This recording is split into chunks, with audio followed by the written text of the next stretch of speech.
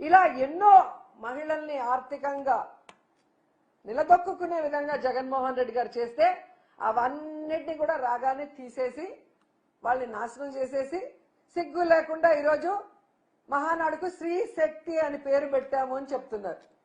శ్రీ దగా శక్తి అని పెట్టుకోండి. ఈరోజు మహిళని నీచాతి నీచంగా మాట్లాడే పనికి మాలిన బఫూన్లందరినీ స్టేజ్ మీద మాట్లాడిస్తూ శ్రీశక్తి అని పెట్టుకోవడానికి మీకు సిగ్గు లేదా నేను అడుగుతున్నాను. నిన్న లోకేష్ గారు ఇంకొక అడుగు ముందుకేసి ఎక్స్ లో స్టేట్ ట్యూన్, నేను ఫస్ట్ టైం పార్టీ ప్రెసిడెంట్ గా మాట్లాడబోతున్నాను, ఒక బిగ్ అనౌన్స్మెంట్ ఇస్తున్నాను, స్టేట్ ట్యూన్ అని చెప్పాడు. అందరూ ఏంటా ఏదో కొత్తగా ఏదో చేస్తారేమో అని చెప్పి ఎదురు చూశారు. తీరా చూస్తే మహిళా రిజర్వేషన్ 33% ఇస్తున్నాము అని చెప్పి డైవర్షన్ పాలిటిక్స్ మళ్ళీ స్టార్ట్ చేశారు. ఎందుకంటే నేను ఈ మాట అంటున్నాను, మహిళా రిజర్వేషన్ బిల్లు సందర్భంగా తెలుగుదేశం పార్టీ చంద్రబాబు నాయుడు ఈరోజు మహానాడు వేదికగా మళ్ళీ 2 నాలుకల ధోరణి అందరికీ కూడా చూపించడం మనం అందరం కూడా గమనిస్తున్నాం. ఎందుకంటే పార్లమెంట్లో మహిళా బిల్లు పాస్ అవుతుందని మొన్న మహిళా బిల్లుని ప్రవేశపెట్టిన సమయంలో డీలిమిటేషన్ పేరుతో కాంగ్రెస్ పార్టీ ఆ మహిళా రిజర్వేషన్ ని అడ్డుకున్నప్పుడు ఆ పార్లమెంట్ లో మహిళా రిజర్వేషన్ అడ్డుకున్న కాంగ్రెస్ నాయకుడితో మన టీడీపీ వాళ్ళు బ్రేక్ఫాస్ట్లు, లంచ్లు, డిన్నర్లు చేసిన మహిళా ద్రోహులు కాదా అని అడుగుతున్నాను. ఎందుకంటే పార్లమెంట్ లో జరుగుతున్నప్పుడు టీడీపీ మహిళా మంత్రులకి, టీడీపీ మహిళా ఎమ్మెల్యేలకి ఢిల్లీలో ఏం పనండి? తెగ హడావిడి చేశారు. అందరూ ఏమనుకున్నారు, ఓహో మహిళా బిల్లు స్వాగతించడానికి వెళ్ళారేమో ఢిల్లీకి, ఒకవేళ మహిళా బిల్లు అక్కడ ఓకే అయితే సంబరాలు చేసుకోవడానికి వెళ్ళారేమో అని అందరూ కూడా అనుకున్నారు. తీరా చూస్తే అక్కడ ఏం జరిగింది? మహిళా బిల్లును దగ్గరుండి ఓడించిన కాంగ్రెస్ సీఎం రేవంత్ రెడ్డి గారితో మన మహిళా టీడీపీ మంత్రులు, ఎమ్మెల్యేలు ఏ విధంగా చిరునవ్వులు చిందిస్తూ వారి ఇంటిలో ఫోటోలు తీసుకున్నారు, వాటితో బ్రేక్ఫాస్ట్లు చేశారు మనం చూసాం. అంటే మహిళా బిల్లు అక్కడ వీగిపోయిన తర్వాత మీరు ఎంజాయ్ చేస్తున్నారు అంటే మీరు మహిళా బిల్లుకి వ్యతిరేకులు, మహిళా రిజర్వేషన్ కి వ్యతిరేకులు అనేది ఈ రాష్ట్ర ప్రజలందరూ కూడా గమనించారు. ఆ విషయం మీరు తెలుసుకోవాలి. అలాగే మీరు చూస్తే మహిళలే కాకుండా టీడీపీ ఎంపీలు కూడా ఏ విధంగా రేవంత్ రెడ్డి గారితో డిన్నర్లు చేస్తూ రాత్రుల్లో ఫోటోలు దిగారో ఆ ఫోటోలు అన్ని కూడా బయటకు వచ్చాయి. అంటే వీరు ఏ విధంగా మహిళా రిజర్వేషన్ బిల్లుకి సపోర్టివ్ గా ఉన్నారని ప్రజలు నమ్ముతారని ఈరోజు మహానాడులో మళ్ళీ అబద్ధం చెప్తున్నారని నేను అడుగుతున్నాను. ఎందుకంటే అక్కడ మహిళా బిల్లు వీగిపోయిన 24 గంటల లోపల టీడీపీ ఎంపీలు, ఎమ్మెల్యేలు, మంత్రులు అందరూ కూడా రేవంత్ రెడ్డితో పండగ చేసుకుంటున్నారు అంటే ఈరోజు ప్రతి ఒక్కరికి అర్థమవుతుంది.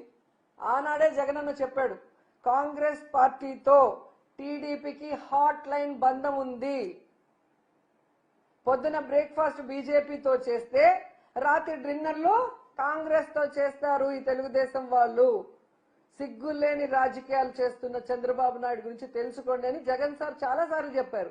అది ఈరోజు మరొకసారి ఈ మహిళా బిల్లు విషయంలో బయటపడింది. లేదు అని మీరంటే ఈరోజు చంద్రబాబు నాయుడు సూటిగా చెప్తున్నాను, జగన్మోహన్ రెడ్డి గారు 2023లోనే 2023లోనే వైఎస్ఆర్ కాంగ్రెస్ పార్టీ తరఫున అసెంబ్లీలో మహిళా బిల్లుకి తీర్మానం చేశారు. పార్లమెంటులో దాన్ని వాళ్ళు పెట్టినా పెట్టకపోయినా ఆయన ఏం చేశారు, 33% కాకుండా దాదాపుగా 50% వరకు జడ్పీ చైర్మన్లు కానీ, మేయర్లు కానీ, మున్సిపల్ చైర్మన్లు కానీ, ఎంపీపీలు కానీ ఏ విధంగా మహిళలకు ఇచ్చి ఆశీర్వదించారో అందరూ కూడా గమనించారు. ఎందుకంటే కేంద్రం మొన్న చేసిన మహిళా బిల్లుకు మొట్టమొదట సపోర్ట్ చేసిన వ్యక్తి అపోజిషన్ లో ఉన్నా కూడా జగనన్నే. ఎందుకంటే మహిళలకి ఒక అన్నలాగా, ఒక తమ్ముడిలాగా, ఒక తండ్రిలాగా ఎప్పుడూ అండగా ఉండే జగనన్న మహిళా బిల్లు కూడా సపోర్ట్ చేశారు. కానీ మీరు అక్కడేమో సపోర్ట్ చేయకుండా కాంగ్రెస్ తో విందులు వినోదాలు చేసుకొని ఇక్కడ తూతూ మంత్రంగా మహానాడులో నోటి మాటలు చెప్తున్నారు. మీకు దమ్ముంటే మహానాడులో తీర్మానం చేయండి, మహిళా బిల్లుకు మేము సపోర్ట్ చేస్తున్నాం, మహిళా బిల్లు పెట్టకపోతే మా మీద ఆధారపడిన కేంద్ర ప్రభుత్వాన్ని కూలదోస్తాం అని తీర్మానం చేసి పంపే దమ్ము ధైర్యం మీకుందా అని అడుగుతున్నా. ఇక తొందరలో ఎలాగో మహిళా బిల్లు ఓకే అయిపోతుంది, 2029కి మహిళా బిల్లు వచ్చేస్తుంది ఎన్నికల లోపలని తెలుసుకొని ఈ రోజు నువ్వు డ్రామాలు ఆడుతున్నావు. కానీ మహిళా బిల్లుకు ఓటేయాల్సిన సమయంలో ఎందుకు ఓటేయకుండా దొంగ ఆటలాడారో తెలుగుదేశం పార్టీ జనసేన చెప్పాల్సిన బాధ్యత ఉంది. దొంగాట ఆడిన కాంగ్రెస్ తో జతగట్టి విందులు వినోదాలు ఎందుకు చేశారో చెప్పాల్సిన బాధ్యత చంద్రబాబు నాయుడుకి పవన్ కళ్యాణ్కి ఉంది.